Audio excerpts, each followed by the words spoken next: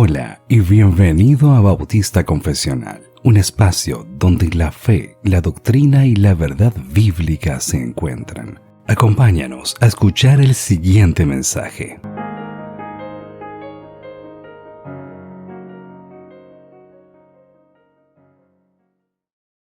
Bueno, pues muchísimas gracias otra vez por unirse a esta enseñanza sabatina. Yo sé que les quedé mal hace 8 días, así que una disculpa, pero hoy pues, recomenzamos, ¿no? Nos continuamos con la clase. Hoy nos corresponde hablar del capítulo 4 de Apocalipsis. Así que vamos a empezar con la enseñanza y vamos a iniciar con una oración. Rendamos gracias, Dayana.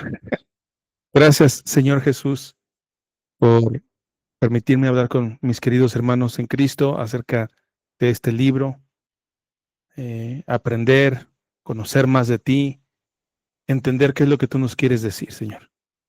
Te agradezco muchísimo por la oportunidad que me das y que a pesar de mi humanidad fallida, Señor, tú te mantienes siempre fiel para que podamos todos, Señor, adorarte como tú mereces. Te lo agradezco, Padre, en el nombre de Jesús. Amén.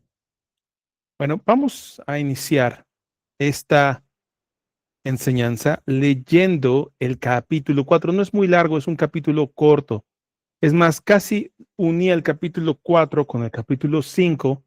Sin embargo, tengo una reunión hoy a las 8 de la noche y no quiero pues estar como que en las carreras. Así que nada más vamos a hablar del capítulo 4 y la próxima vamos a hablar del capítulo 5. Gracias, hermano José. No te preocupes, hoy no es participación de lectura ni nada de eso, aunque al hermano Cristian le gusta llamarle el catecismo de Apocalipsis, pero no, ya no estamos en el catecismo, ya nada más estamos estudiando el libro, ¿vale? Entonces, vamos a presentar la Biblia. Ahí la ven, ¿verdad? Ven. Le puse en una pantalla bastante amplia porque vamos a hacer algunas lecturas conjuntas o comparativas, mejor dicho. Entonces, la visión de Juan es la visión del trono de Dios. Dice el capítulo 4, así: después de esto miré y vi una puerta abierta en el cielo, y la primera voz que yo había oído, recuerden que Juan estaba en Patmos y escuchó una voz que hablaba, y este que le hablaba era el mismo Señor Jesucristo, ¿no? Dice, la primera voz que yo había oído, como sonido de trompeta, que hablaba conmigo, decía, sube acá y te mostraré las cosas que deben suceder después de estas. Vean, esto que ustedes ven aquí, las cosas que deben suceder después de estas, obviamente nos hace una conexión con las cartas o con las epístolas que acabamos de estudiar hace 2 semanas, que fueron las 7 iglesias, las cartas a las 7 iglesias, ¿se acuerdan? Bien. Antes de continuar, nada más quiero hacer un recordatorio del capítulo 1, que dice así: bienaventurado el que lee y los que oyen las palabras de la profecía y guardan las cosas que están escritas en ella, porque el tiempo está cerca. Entonces dice aquí, en el versículo, dice, escribe pues las cosas que has visto y las que son y las que han de suceder después de estas. ¿Okay? Entonces va a hablar primero de las iglesias y luego va a hablar acerca de las visiones que le tiene, que le va a dar. Entonces, empezamos con la primera visión del capítulo 4. Pero recuerden que dice que el tiempo está cerca.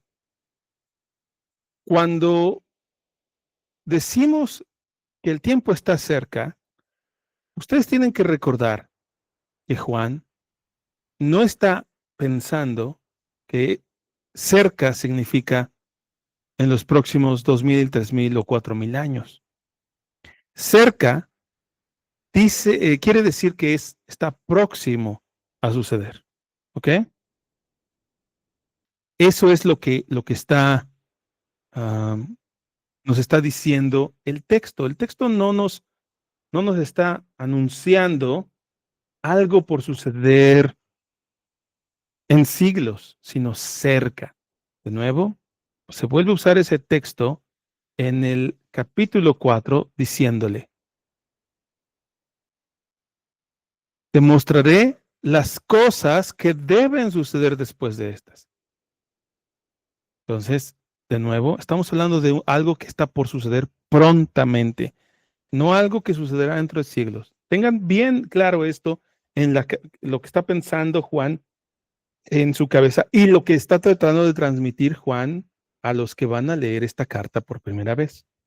Adelante, hermano Johnny.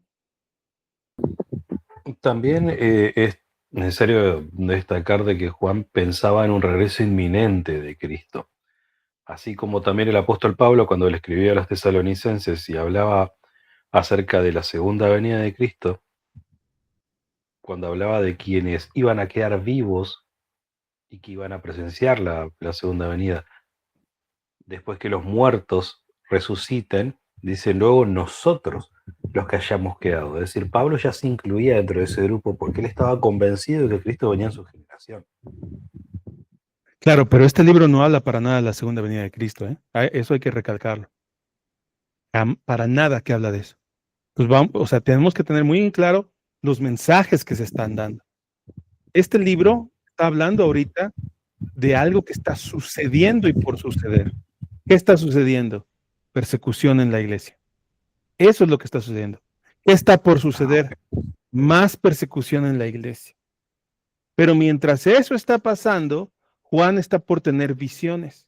Y estas visiones apuntan a cosas que están por suceder, pero este libro no habla de la segunda venida de Cristo en ningún momento. ¿Ok? Tenemos que tener aquí muy claro de las cosas que sean. Bueno, me estoy adelantando bastante, ¿eh? De hecho, les acabo de dar un gran spoiler, pero vamos a ir estudiando poco a poco este libro. Y este libro, ustedes ya se van a ir dando cuenta que no habla de una idea similar a la que se nos ha enseñado por muchos años acerca de la segunda venida de Cristo, la bestia, el anticristo. Se nos está hablando de cosas que están por suceder en la región en la que está Juan como obispo de las iglesias. ¿Ok? Tengamos ahí, les contó el final. Sí, se habla de los últimos tiempos, Dayana, pero hay que entender de qué trata este libro con respecto al tiempo, a los últimos tiempos. Vean ustedes, Hechos 2, vamos a leer Hechos 2 para que tengamos claro qué quiere decir los últimos tiempos. ¿Ok? Recuerden, aquí Hechos 2, la primera, la llegada del Espíritu Santo, cuando el Espíritu Santo llena a todos y empiezan a hablar en Cucaramacaratítire fue, algo así. Y entonces Pedro se levanta y dice lo siguiente: hombres de Judea y todos los que viven en Jerusalén, sea esto de su conocimiento y presten atención a mis palabras, porque estos no están borrachos como ustedes suponen, pues apenas es la hora tercera o mediodía, ¿no? Yo digo que aquí, Pedro no sabía que los mexicanos iban a decir, ¿a poco se necesita hora para empezar a tomar, no? Pero bueno, dice, sino que esto es lo que fue dicho por el profeta Joel, y sucederá en los últimos días. Para Pedro, estos son los últimos días. Para los cristianos, estos son los últimos días.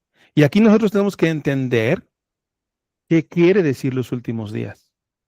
Porque nosotros tenemos un entendimiento forjado por, no sé, doctrinas de la televisión acerca de que el fin del mundo tiene que ver, o los últimos días tienen que ver con la destrucción de todo lo físico y lo terrenal.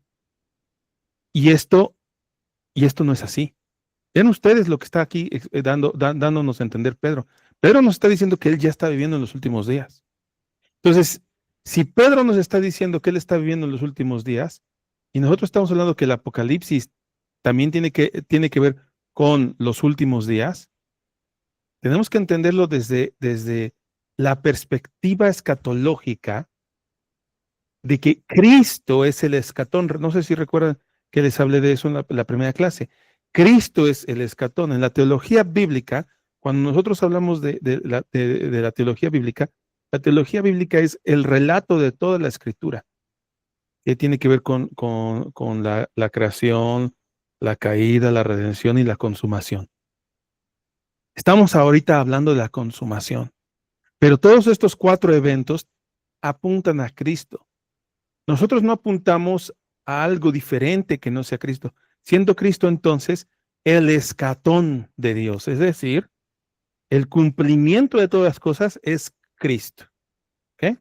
Bien. Vamos a seguir leyendo el libro del capítulo 4. Dice, sube acá y te mostraré las cosas que deben suceder después de estas. Recuerden que las cosas están cerca a suceder. Para Juan, las cosas están por suceder y están por suceder en esta región de Asia Menor o Turquía, que ya mencionamos en las cartas anteriores. Y esta es una carta que es una advertencia, un mensaje de bendición, un mensaje de tranquilidad y de esperanza para los que reciben esta carta. Bien, dice, al instante estaba yo en el espíritu y vi un trono colocado en el cielo y a uno sentado en el trono. El que estaba sentado era de aspecto semejante a una piedra de jaspe y sardío, y alrededor del trono había un arco iris, de aspecto semejante a la esmeralda, y alrededor del trono había 24 tronos, y sentados en los tronos 24 ancianos, vestidos de ropas blancas, con corona de oro en la cabeza. Del trono salían relámpagos, voces y truenos. Delante del trono había 7 lámparas de fuego ardiendo, que son los 7 espíritus de Dios. Delante del trono había como un mar transparente semejante al cristal, y en medio del trono y alrededor del trono, 4 seres vivientes llenos de ojos, y 4 seres vivientes llenos de ojos por delante y por detrás. El primer ser viviente era semejante a un león. El segundo era semejante a un becerro. El tercer ser tenía, permíteme un segundito. El tercer ser tenía el rostro como el de un hombre y el cuarto ser era semejante a un águila volando. Los 4 seres vivientes, cada uno de ellos con 6 alas, estaban llenos de ojos alrededor y por dentro, y día y noche no cesaban de decir, Santo, Santo, Santo es el Señor, Dios el Todopoderoso, el que es y el que ha de venir. Y cada vez que los seres vivientes dan gloria y honor y acción de gracias a aquel que está sentado en el trono, al que vive por los siglos de los siglos, los 24 ancianos se postran delante de aquel que está sentado en el trono y adoran a aquel que vive por los siglos de los siglos y echan sus coronas delante del trono diciendo, digno eres, Señor y Dios nuestro, de recibir la gloria y el honor y el poder, porque tú creaste todas las cosas y por tu voluntad existen y fueron creadas. Amén. Muy bien. Qué hermosa escena del trono celestial. Qué hermosa escena. Vamos a presentar algunas cositas que nos encontramos aquí en este texto. Y lo primero que nos encontramos es un montón de ¿qué podemos decir? Características, ¿no? O sea, Juan detalla todo lo que vio al inicio, cuando le dicen, sube acá, y sube, ¿no? Y entonces ve un trono, ve 24 ancianos, ve seres vivientes alados, con ojos por todos lados, ve un mar de cristal, ve un arcoíris, y todo esto que relata, diría uno, y bueno, ¿y esto qué tiene que ver con la Navidad, no? Bueno, tiene mucho que ver porque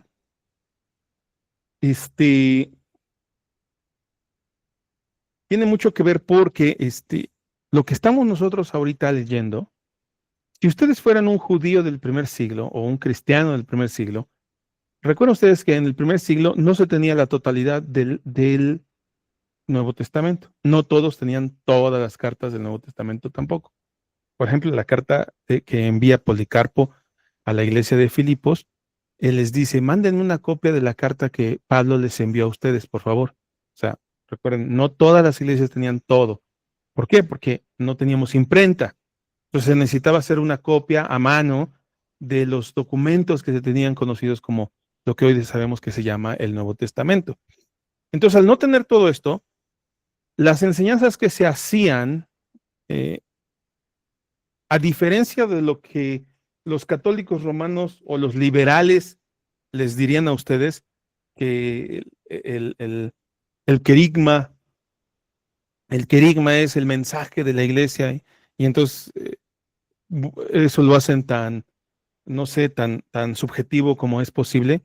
A diferencia de eso, nosotros entendemos y sabemos que las iglesias primitivas, los primeros cristianos, los apóstoles y los obispos primeros, ellos enseñaban la fe cristiana a partir del Antiguo Testamento. Y para ellos, esas eran las sagradas escrituras. ¿Ok? Perdón, es 4:11, sí, disculpa, 4:1, sí, me equivoqué. Disculpen ustedes. ¿Me perdonan? Sí, ¿verdad? No sé por qué se me fue aquí un 1. Ok. Adelante, Cristian. Pastor, no sé si se acordó de grabar, no sé si está grabando. Sí, sí, estoy grabando. Ah, súper, eso nomás. Ahí puede editarme y eliminarme. Gracias. Entonces, los primeros cristianos, ellos enseñaban el mensaje del Evangelio a partir del Antiguo Testamento. Hacían enseñanzas, hacían lecturas a partir del Antiguo Testamento. No era un mensaje que se inventaban moralista de, oigan, miren, les voy a contar una historia bien bonita. No, era las escrituras del Antiguo Testamento a la luz de lo que ellos habían vivido. Por ejemplo, en 1 Juan 1:1, dice lo que vimos con respecto al Cordero de Gloria, lo que vimos, lo que vivimos, lo que palpamos, lo que tocamos con respecto al Verbo de Gloria, hablando acerca de Jesucristo. Y procede a dar una enseñanza que si ustedes agarran toda la carta de Juan, de Primera de Juan, ustedes se van a dar cuenta que esa carta tiene muchos textos sacados del Antiguo Testamento. Ninguna carta que ustedes lean del Nuevo Testamento está escrita como una innovación desconectada del Antiguo Testamento. Lo mismo sucede con Apocalipsis. Apocalipsis no es una carta que está desconectada del Antiguo Testamento y es una innovación y son visiones nuevas que tiene Juan. Vamos a ver qué es lo que nos dice Juan. Primero, Juan tiene una visión y en su visión él dice, vi un trono en el cielo. Vi a uno sentado en ese trono. Su aspecto era semejante a piedra de jaspe y sardío. Alrededor del trono había un arco iris semejante a la esmeralda. 24 tronos estaban alrededor del trono principal. En estos 24 tronos estaban sentados 24 ancianos. Estos 24 ancianos estaban vestidos con ropas blancas, con coronas de oro en la cabeza.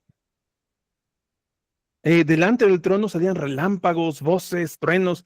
Delante del trono había 7 lámparas de fuego ardiendo, los que son los 7 espíritus de Dios. Había un mar transparente semejante al cristal. En medio y alrededor del trono había 4 seres vivientes llenos de ojos por delante y por detrás. Todo esto, hermanos, no es una innovación en el Nuevo Testamento, sino que tiene una conexión con el Antiguo Testamento para demostrar algo, para demostrar el cumplimiento. Recuerden, Hechos 2 nos dice Pedro, esto es lo que sucedió según lo que dijo el profeta Joel. en los últimos días. Asimismo, el libro de Apocalipsis tiene una conexión hermosa con toda la escritura sagrada del Antiguo Testamento para demostrar que en estos últimos días estas cosas se están cumpliendo. Lo que está viendo Juan es la realidad celestial de las cosas materiales. ¿Qué vio Juan? Vio un trono en el cielo. Ezequiel 1:26, Daniel 7:9. Y ahorita vamos a leerlo, ¿sale? Ahorita vamos a la escritura para leer cada una de estas. Vio a uno sentado con aspecto de jaspe y sardío. Vio un arcoíris semejante a esmeralda. Vio 24 ancianos con coronas. Vio relámpagos, voces y truenos. Bueno, eso sí lo vio y lo oyó. Vio 7 lámparas que son los espíritus de Dios. Vio el mar de cristal. Y luego vio 4 seres vivientes llenos de ojos. Vámonos parte por parte, ¿les parece? ¿Quieren estudiarlo? ¿Quieren ir a la escritura parte por parte o les da miedo? Les da frío, diríamos acá. Vamos a ver. Entonces tenemos aquí que Juan ve a un trono. Vi un trono colocado en el cielo. Vámonos véanse, vean qué bonito. Vámonos a Ezequiel 1:26. Y está viendo exactamente lo mismo que vio Ezequiel cuando él estaba en Babilonia. Dice, sobre el firmamento que estaba por encima de sus cabezas, había algo semejante a un trono. ¿Ok? Luego, vámonos a Daniel 7:9. Dice Daniel 7:9. Seguí mirando hasta que se establecieron tronos y el anciano de días se sentó, su vestidura blanca como la nieve y el cabello de su cabeza como lana pura. Su trono llamas de fuego y sus ruedas fuego abrasador. Un trono con ruedas, ok, interesante. Luego dice que hay uno sentado con piedras de jaspe y sardío, ¿no? Dice, y a uno sentado en el trono. El que estaba era de aspecto semejante a una piedra de jaspe y sardío. Vámonos a Éxodo 28, 17 al 20. Esto apunta ¿a qué? ¿A qué creen que apunta esto?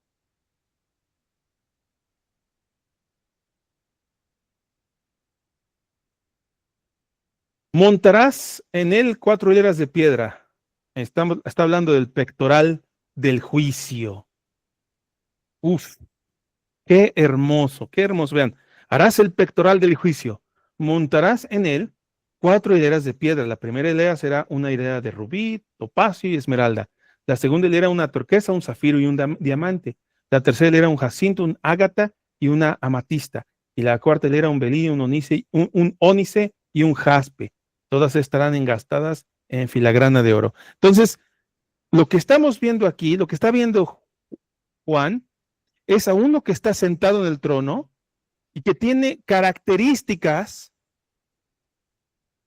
de lo que usaban el pectoral que usaban los sacerdotes. ¿Para qué? A ver, ¿para qué? ¿Quién quiere participar? ¿Para qué era ese pectoral?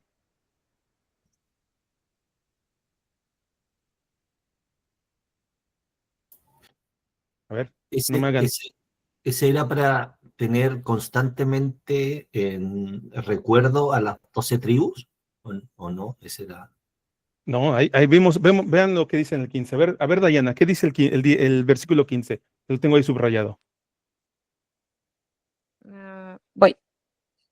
¿Pero de cuál de los dos? Del lado derecho. ¿Éxodo? Sí. Ok, voy.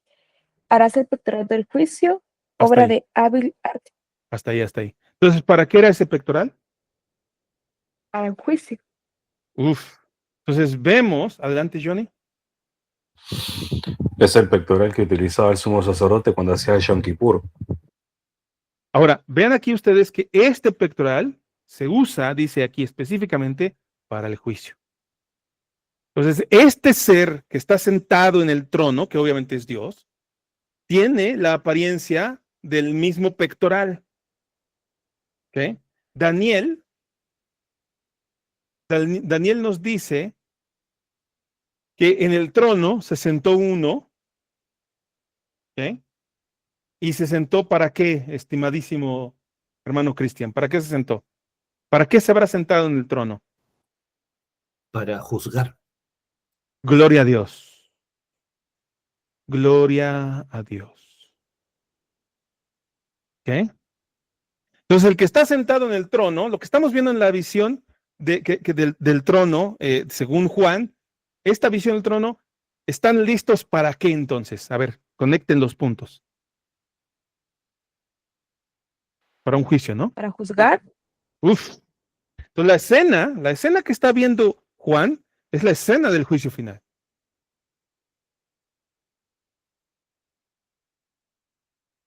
Ahora, yo sé que ustedes inmediatamente conectan esta idea y le dicen, bueno, esta idea es para el final de nuestros tiempos.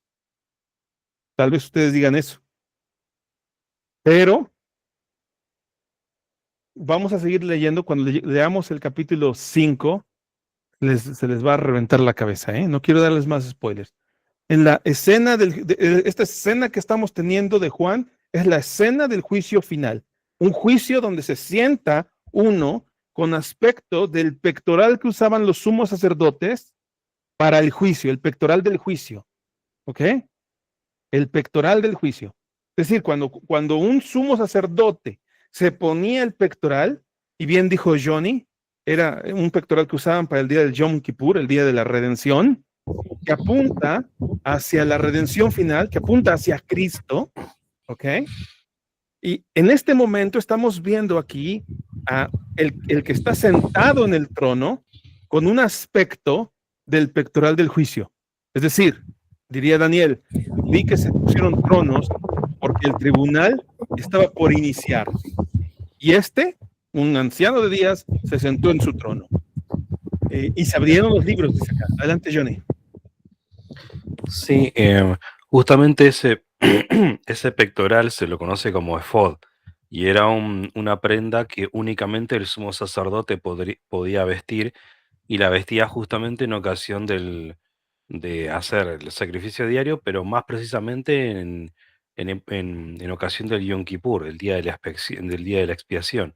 Ahora, si tomamos ese dato y lo entendemos también a la luz de lo que nos muestra la carta a los hebreos, que Jesús es nuestro sumo sacerdote, entonces cobra un significado mucho más importante y especial en el análisis de este libro, de este pasaje del Apocalipsis.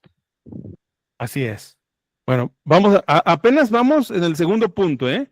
Un trono en el cielo, uno sentado en el trono con aspecto de jaspe y sardío.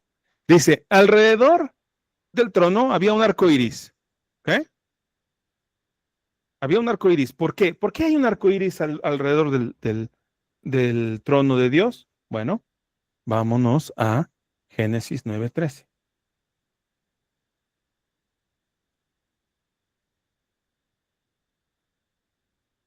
Uy, Génesis 13, ¿por qué puse Génesis 13? Génesis 9:13. Dice, pongo mi arco en las nubes y será por señal de mi pacto con la tierra. ¿Ok? Y acontecerá que cuando haga venir nubes de la tierra, se verá el arco en las nubes y me acordaré de mi pacto con ustedes y con todo ser viviente de carne. Nunca más se convertirán las aguas en diluvio para destruir toda carne. Cuando el arco esté en las nubes, lo miraré para acordarme del pacto eterno entre Dios y todo ser viviente de toda carne que está en la tierra. Y dijo Dios a Noé, esta es la señal del pacto que yo he establecido con toda carne que está sobre la tierra.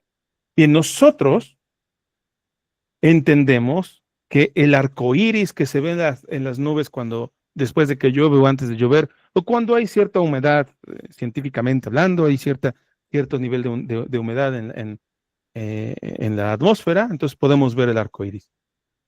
Pero, hermanos, algo que se nos olvida es que Apocalipsis nos dice que el arco iris, el arco de Dios, no aparece solamente cuando llueve. Dios puso su arco frente a él mismo. Esta es una señal hermosa de la gracia, la misericordia de Dios. Él tiene un arco colocado siempre delante de él, alrededor de su trono. ese arco obviamente apunta a Jesucristo, o es Jesucristo. Pero vean ustedes, el arco iris está delante de Dios, no es que está Dios así sentado en su trono y empieza a llover y dice, mira qué bonito. Recuerdo ese día en el que hice llover hasta que se inundaron todos los rincones de la tierra. ¿Y qué pasa si lo vuelvo a hacer? Y voltea y ve la humedad en la atmósfera y aparece un arco iris y dice, no, sí es cierto, no tengo que hacerlo. No, el arco iris está delante de Dios siempre, constantemente. Esta señal del pacto de no destruir a toda carne está delante de él. Vean ustedes qué hermosura nos da el Apocalipsis. Ahora, ¿qué significaría esto para los hermanos cristianos que están pasando por una terrible persecución? Los están matando, los están quemando vivos, los están crucificando, están destruyendo sus iglesias en Sudán, en África, en China, están destruyéndolos, están matándolos. ¿Qué significaría para ellos saber que a pesar de que ellos están sufriendo y que Dios puede vengar a estos hermanos, cometer su venganza a favor de estos hermanos y destruir a los malos, de todos modos, hay un arco delante de él que le recuerda no destruir a toda carne? Cuán bueno y cuán misericordioso es nuestro Dios. Vamos a seguir leyendo. Eso, entonces dice que él vio un arco en las nubes alrededor del trono. Y luego en Ezequiel 1:28 también nos dice, vean ustedes, Ezequiel 1:28, está la visión que tiene Ezequiel, dice, entonces observé que en lo que parecían sus lomos y hacia arriba había algo como metal refulgente que lucía como fuego dentro de ella en derredor. Y en lo que parecían sus lomos y hacia abajo vi como fuego y un resplandor a su alrededor. Como el aspecto del arco iris que aparece en las nubes en un día lluvioso, así era el aspecto del resplandor en derredor. Tal era el aspecto de la semejanza de la gloria del Señor. Cuando lo vi, caí rostro en tierra y oí una voz que hablaba. Entonces, Juan ve exactamente lo mismo que el Antiguo Testamento nos está reflejando. ¿Ok? Dice, alrededor del trono había 24 ancianos. Bueno, aquí nos dice que salían relámpagos, voces y truenos, ¿no? Dice, alrededor del trono había 24 ancianos. 24 ancianos. Estaba yo leyendo la diapositiva. 24 tronos. Estos 24 tronos, muchos han tratado de explicar, ¿no? Que bueno, son 24 tronos porque pues son las 12 tribus de Israel, más 12 apóstoles, menos Judas, más Pablo, más Matías, son 13, menos Leví, más, entonces, no, pues ya perdí la cuenta, ¿no? Entonces, ¿de qué tratan estos 24 tronos? Vamos a buscarlo en Primera de Crónicas, capítulo 24. ¿Les parece?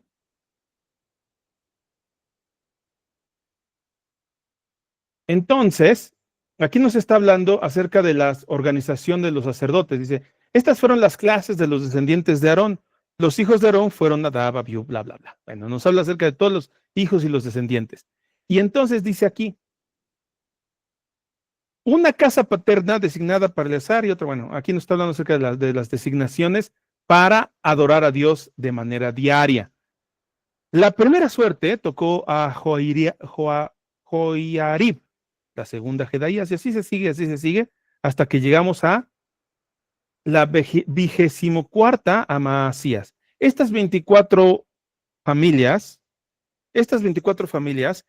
son las que, y sus descendencias, son las que mantenían la adoración diaria a Dios. En el templo entraba un miembro de la familia diaria y había un calendario litúrgico en el antiguo Israel, de tal manera que un miembro de la familia de Leví, de las familias de Leví, o de las familias de Aarón, mejor dicho, servían a Dios constantemente en el templo, un miembro. Cuando llegamos al tiempo de cuando llegamos al tiempo del nacimiento de nuestro Señor Jesucristo, Zacarías, el papá de Juan, él entró en el momento en que a él le tocaba hacer su sacrificio, en el momento que él le tocaba hacer el sacrificio por parte de su familia, y es cuando se encuentra el ángel, ¿no? Y ya habían tantos descendientes de estas familias que a veces nada más les podía tocar una vez en toda su vida, porque ya era así, habían muchos. Pero vean ustedes, ¿cuántas familias hay al final? 24 familias. Entonces, cuando vemos los 24 tronos y los 24 ancianos, estos 24 ancianos con coronas se refiere a esta adoración celestial de 24 ancianos sacerdotes. ¿Sí? Estos 24 ancianos apuntan a estas 24 familias. Esa es la visión que tenemos tanto del Apocalipsis como de Primera de Crónicas. Entonces tenemos aquí esta conexión. Juan lo que está viendo es la adoración continua a Dios. Por eso es que ve 24 tronos, porque esos 24 tronos representan estas familias levíticas. Dice, del trono salían relámpagos, voces y truenos. ¿Dónde hemos oído eso? Uy, un segundito. En el monte la presencia de Dios. Muy bien. Excelente apreciación, ¿no? Entonces, en Éxodo 19 nos encontramos con que Dios desciende a la montaña del Sinaí y hubo truenos, relámpagos y una densa nube sobre el monte y un sonido tan fuerte de trompeta que hizo temblar a todo el pueblo que estaba en el campamento. Entonces, aquí estamos viendo esta señal. ¿Dónde también leemos eso? Lo podemos leer también en Hebreos 12, ¿no? Que nos habla exactamente de lo mismo. Ustedes nos han acercado a un monte que se puede tocar. El monte Sinaí se podía tocar. Ni a fuego ardiente, ni a tinieblas, ni a oscuridad, ni a torbellino, ni a sonido de trompeta, ni a ruido de palabras, tal que los que oyeron rogaron que no se hablara más. Entonces, esta es la visión que nos está entregando Juan. Nos dice, a ver, yo vi la gloria de Dios. Esa gloria que ustedes recuerdan que apareció en el Sinaí, ahí estaba, yo la vi. Luego dice que vio, ¿qué? 7 lámparas de fuego ardiendo, que son los 7 espíritus de Dios. Momento, ¿no que nada más hay un solo Espíritu Santo? Bien, vamos a ver Zacarías 4:2. Dice así. Entonces el ángel que hablaba conmigo volvió y me despertó como un hombre que es despertado del sueño y me preguntó, ¿qué ves? Y respondí, veo un candelabro todo de oro con sus depósitos en su parte superior y sus 7 lámparas encima de él, con 7 tubos para cada una de sus lámparas que tiene encima, y junto a él hay 2 olivos, uno a la derecha del depósito y el otro a la izquierda. Vean esta visión que tiene Zacarías, porque es muy importante porque después veremos la misma visión más adelantito. Vámonos también a Isaías. Isaías, me parece que es el 9 o es el 11.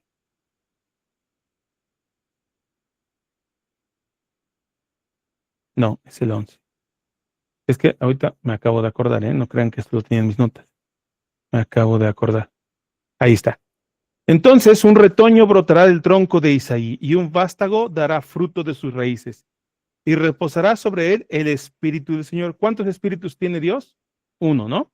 Pero dice, espíritu de sabiduría y de inteligencia, espíritu de consejo y de poder, espíritu de conocimiento y de temor al Señor.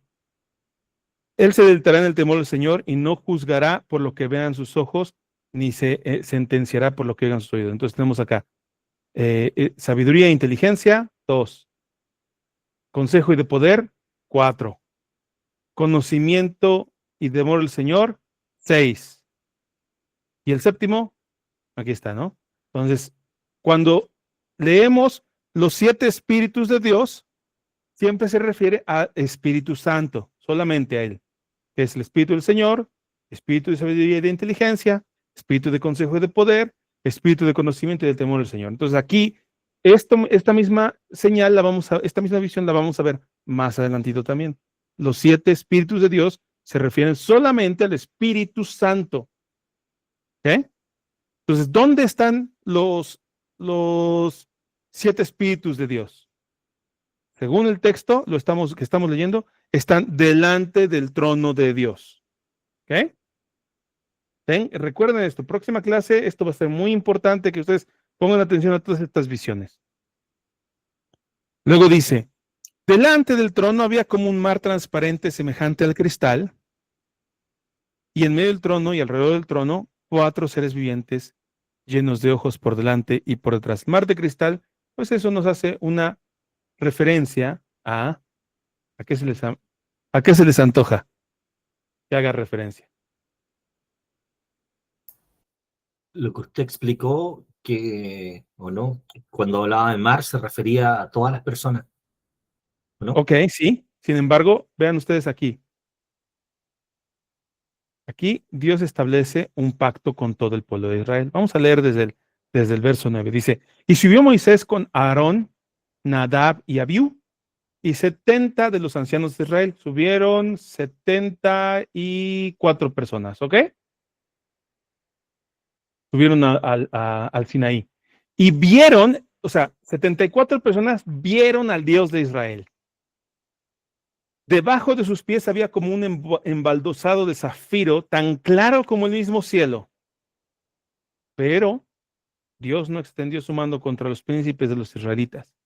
Ellos vieron a Dios y comieron y bebieron.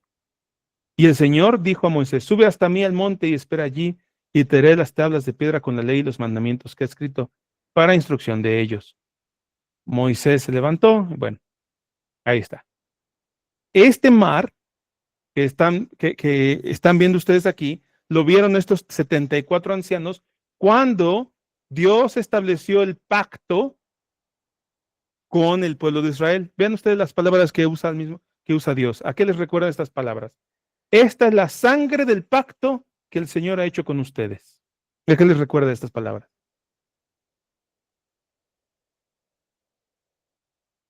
¿Se acuerdan? ¿Alguien que tenga ahí oídos para oír?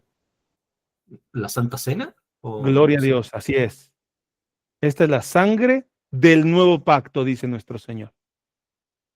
Uf, qué hermosas visiones nos está presentando aquí el Señor en esta carta, en este libro. Y luego dice, vi 4 seres vivientes llenos de ojos por delante y por detrás. Y nos da una presentación de estos 4 seres vivientes. Bueno, estos 4 seres vivientes los vemos también en Ezequiel 1, del 5 al 18. Vean ustedes. Dice, también en su centro vi figuras semejantes a 4 seres vivientes. Uno tenía forma humana. Cada uno de ellos tenía 4 caras. No, dice acá, tenían forma humana. Cada uno de ellos tenía 4 caras y 4 alas. Sus piernas eran rectas y la planta de sus pies era como planta de la pezuña del ternero y bueno, bla, bla, bla. Ahí está. Entonces está viendo exactamente la misma visión que se presenta en todo el Antiguo Testamento acerca de Dios. ¿Qué? Bien. Vamos a regresarnos tantito a la presentación. Hasta aquí, ¿alguna pregunta o ¿sí les está quedando claro o los estoy haciendo bolas? ¿Sí les parece interesante toda esta conexión? Espero que sí.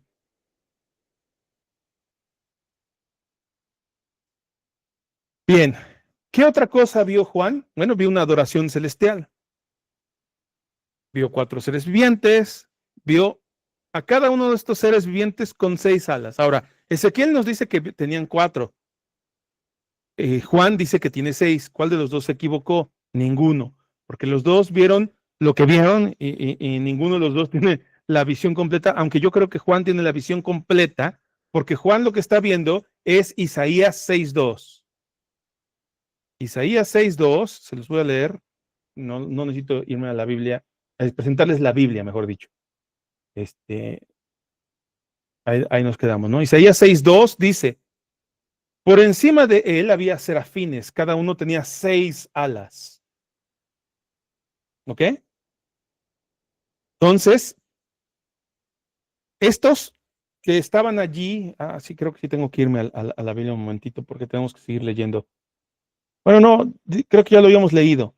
Estos seres vivientes, ellos dicen, santo, santo, santo es el Señor, perdón, estos 4 seres vivientes en Apocalipsis 4:8, estos seres vivientes dicen, santo, santo, santo es el Señor Dios, el Todopoderoso, el que era, el que es y el que ha de venir. Isaías 6:2 dice que había había 4 serafines, cada uno tenía 6 alas y bueno, no dice cuántos serafines, nada más dice en 6:2, dice, por encima de él había serafines y cada serafín tenía 6 alas. Yo deduzco que eran 4, ¿no? Y cada uno decía, santo, santo, santo es el Señor de los ejércitos, llena está toda la tierra de su gloria. O sea, aquí el canto es diferente. En Apocalipsis dice, santo, santo, santo es el Señor Dios, el Todopoderoso, el que era, el que es y el que ha de venir. En Isaías dice, santo, santo, santo es el Señor de los ejércitos, llena está toda la tierra de su gloria. Bueno, ellos tenían ojos alrededor y por dentro, eso lo encontramos en Ezequiel 1:5-18, ya lo leímos. Luego, la adoración continua, ¿no? Santo, santo, santo. Este de santo, santo, santo me recuerda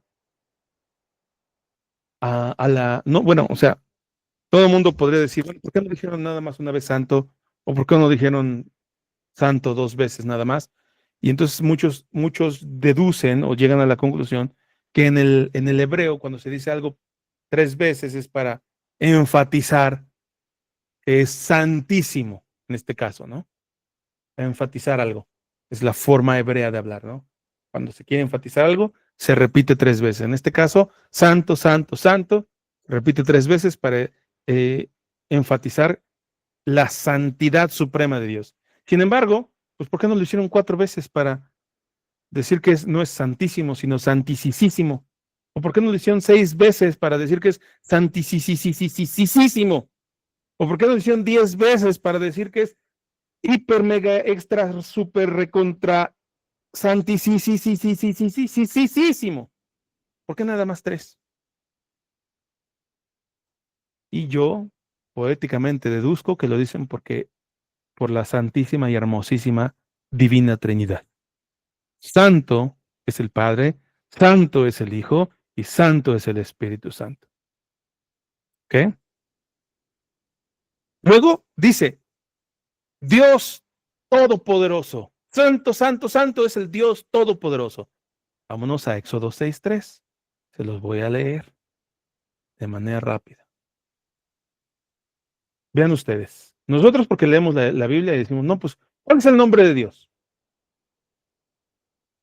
Yahvé, ¿no? Podríamos decir que es el nombre, así es el nombre en la antigüedad.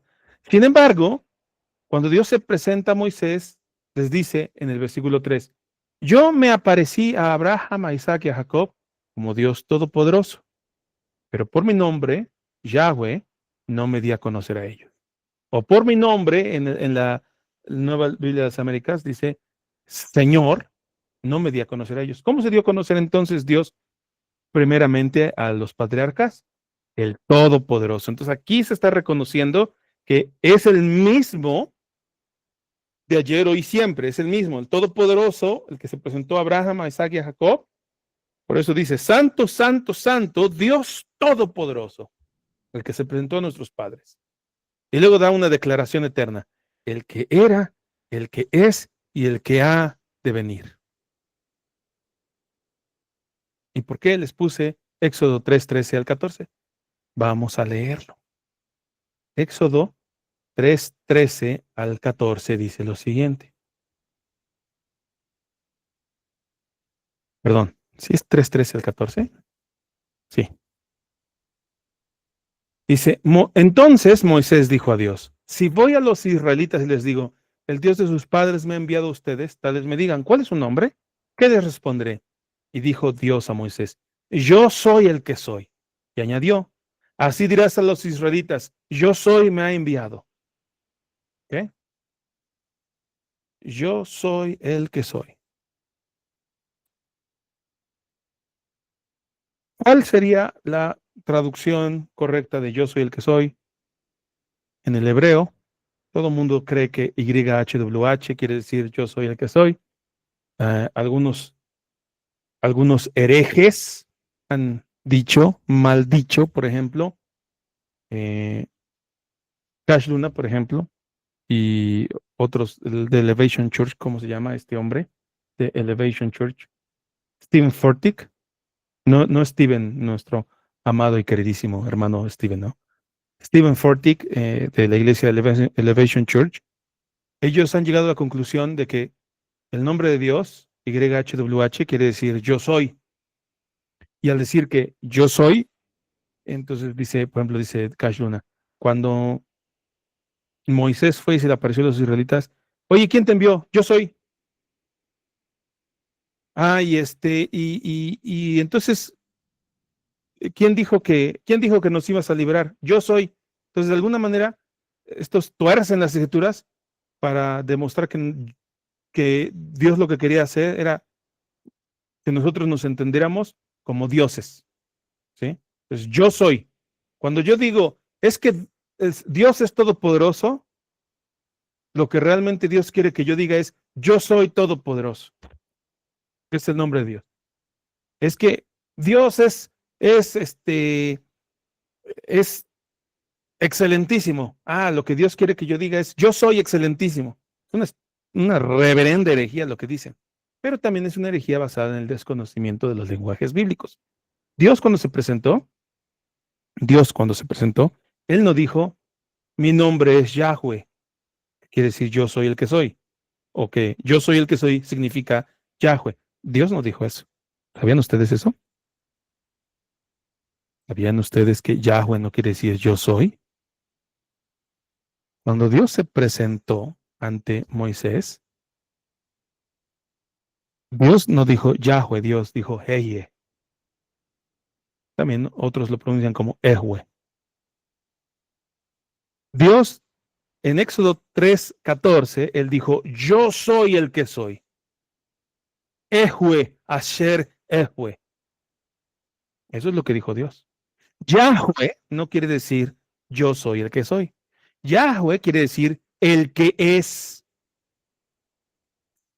Cuando Moisés se presentó a los israelitas y le preguntaron, ¿cuál es el nombre del Dios que te envió? Moisés dijo, el que es. Sin embargo, no tiene un presente ese verbo.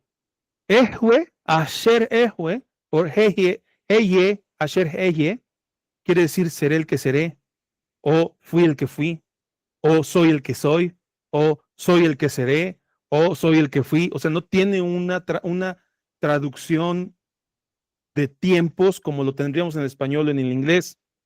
De tal manera que Yahweh podría significar el que fue, o Yahweh podría significar el que es, o Yahweh podría significar el que será. Volvamos a leer el texto de Apocalipsis, ¿les parece? ¿Se acuerdan que les dije que santo, santo, santo, ¿a qué me suena?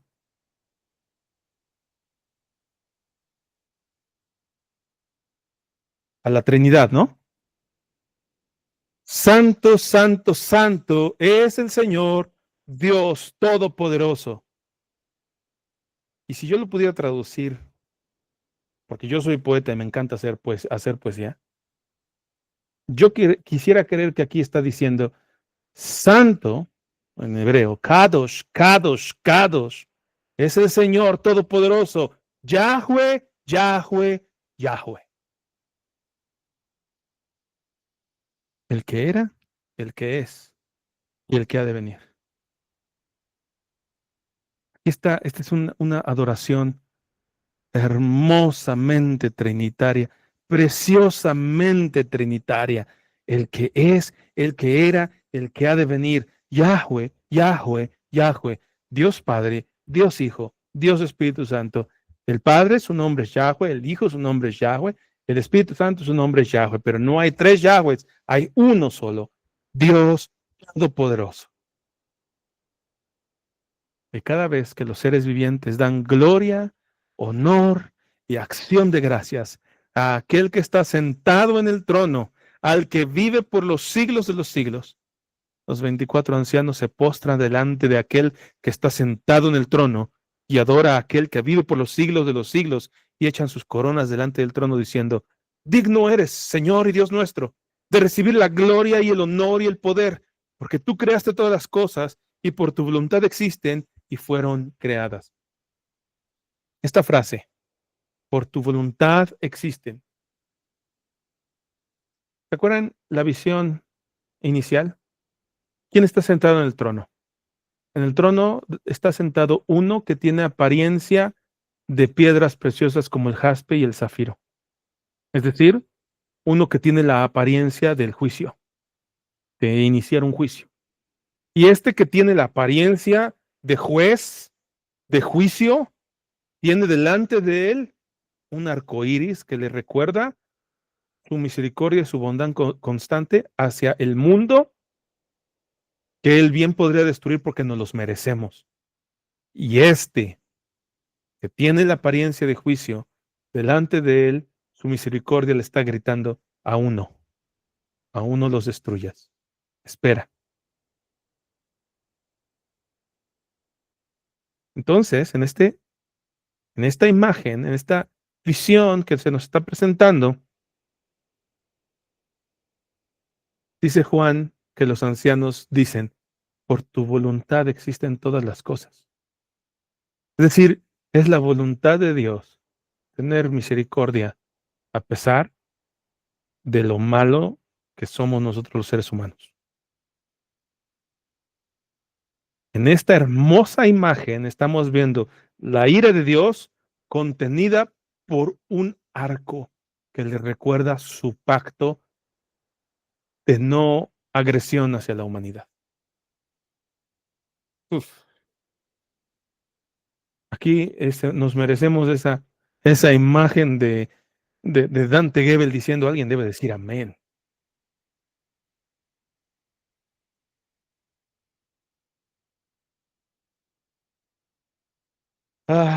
Amén, José. Amén.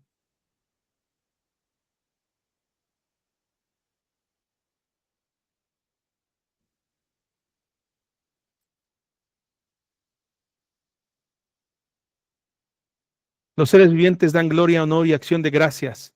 Los 24 ancianos se postran y adoran al que vive por los siglos. Los 24 ancianos entregan sus coronas, es la soberanía absoluta de Dios. Ese es el reconocimiento.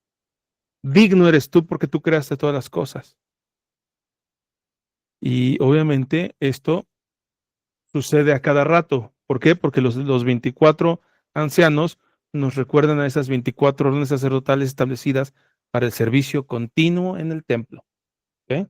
Entonces ustedes cada vez que lean el Apocalipsis, capítulo 4, recuerden esta imagen hermosa de misericordia, bondad divina, a pesar de que el juez está sentado en el trono. ¿Okay? Todo esto que acabamos de ver, hermanos, esta es la realidad de Dios. Nosotros, estas visiones que, si bien estamos viendo unas visiones que podrían ser un tanto oscuras, bueno, es que no sabemos si así es el cielo. Hermanos, no, así es el cielo. Lo que nosotros vemos en la tierra, por ejemplo, el templo de Dios, las órdenes sacerdotales, los sacrificios, todo eso que las fiestas, y esto es lo que por eso es que nos deberíamos de enojar y molestar continuamente contra los judaizantes y bueno,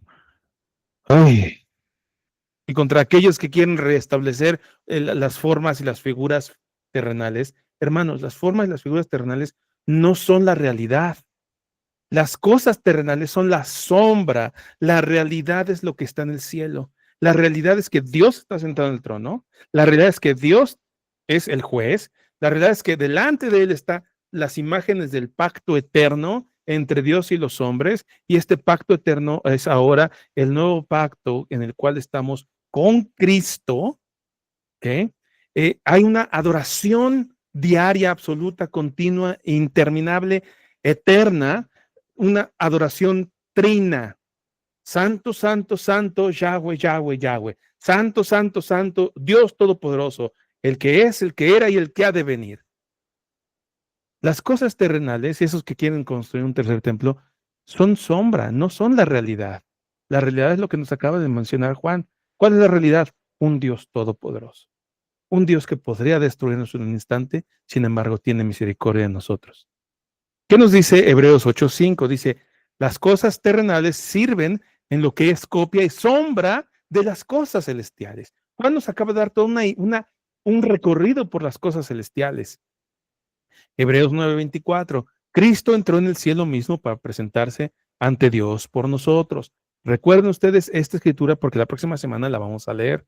Hebreos 10:1, la ley tiene la sombra de los bienes venideros, no la imagen misma. ¿Dónde vemos la imagen misma de las cosas venideras? En Cristo, obviamente, y en esta visión que acabamos de ver en el Apocalipsis. Entonces, las realidades terrenales son el tabernáculo, el sacerdocio, todos los sacrificios, todo eso son copias y sombras, son temporales y son prontas a desaparecer. ¿Okay? Quédense con esta palabra, temporales y prontas a desaparecer. ¿Ok? Para el tiempo en el que Juan escribió el Apocalipsis, según la asunción que yo estoy haciendo, es que para el tiempo en que se escribió el Apocalipsis, el templo de Jerusalén y la ciudad de Jerusalén todavía estaban de pie, es decir, en el año 64-65 después de Cristo. Sin embargo, todo esto son sombra de las realidades celestiales. Cristo es nuestro sumo sacerdote, el sacrificio y su ministerio son la verdad eterna. Esto es el antesala de lo que estamos por leer próxima semana, capítulo 5. Entonces, las realidades terrenales son la sombra. La realidad celestial es la verdad eterna. Todo lo que acabamos de leer del Apocalipsis 4, hermanos, alguna vez tuve una plática con hermanos en Cristo que decían, es que eso es espiritual, eso no es real. Tenemos un problema muy grande, muchos cristianos tienen un problema muy grande en entender que lo espiritual es lo real, lo espiritual es la verdad, lo espiritual es la realidad de Dios. Lo que nosotros vemos en lo físico solamente son sombras, son la expresión de la realidad celestial. ¿Qué es lo que sí es la realidad celestial? Santo, santo, santo es el Señor, Dios, el Todopoderoso, el que era, el que es y el que ha de venir. Digno eres, Señor y Dios nuestro, de recibir la gloria y el honor y el poder, porque tú creaste todas las cosas y por tu voluntad existen y fueron creadas. En estas discusiones absurdas que han habido en estas últimas semanas, arminianos contra calvinistas y personas anticalvinistas diciendo que no, es que Dios no creó las cosas así. A ver, vean este texto. Por la voluntad de Dios, las cosas existen. Por la voluntad de Dios, las cosas fueron creadas. Que nos quede bien claro esto. Dios, el soberano, es su voluntad que las cosas existieran, es su voluntad que las cosas fueron creadas. Gloria a Dios sea por eso. Amén. ¿Alguna pregunta o comentario? Hemos terminado la clase de hoy. ¿Alguna pregunta o comentario, queridos hermanos?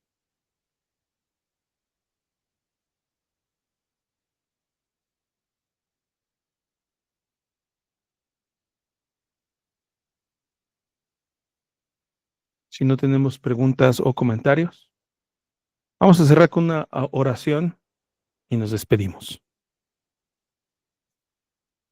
Señor, tú eres digno de recibir toda la gloria, todo el honor y todo el poder. Que ese sea nuestro cántico, nuestra oración, nuestra adoración todos los días, porque esa es la adoración que solamente tú te mereces. Tú nos enseñaste en la Escritura el cómo adorarte. Tú nos has enseñado qué decir acerca de ti, cómo hablar de ti. Que nuestras palabras, Señor, sean siempre lo que tú dices que eres y no lo que nosotros creemos que tú eres, Dios. Tú eres el Todopoderoso, tú eres el digno de todo el honor, de toda la gloria, de todo el poder. Tú eres santo, santo, santo, Señor Todopoderoso, el Rey de Reyes y el Señor de Señores, el que es, el que era y el que ha de venir. La gloria sea para ti, Señor, siempre. Amén. Gracias, mis queridos hermanos. Dios me los bendiga mucho. Hemos terminado la enseñanza del día de hoy.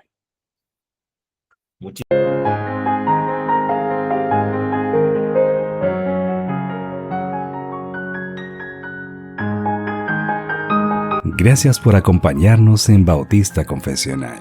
Esperamos que este contenido haya sido de bendición para tu vida. Recuerda suscribirte a nuestro canal de YouTube, Bautista Confesional. Para más información de nuestro contenido, visita nuestro sitio web www.bautistaconfesional.com.mx.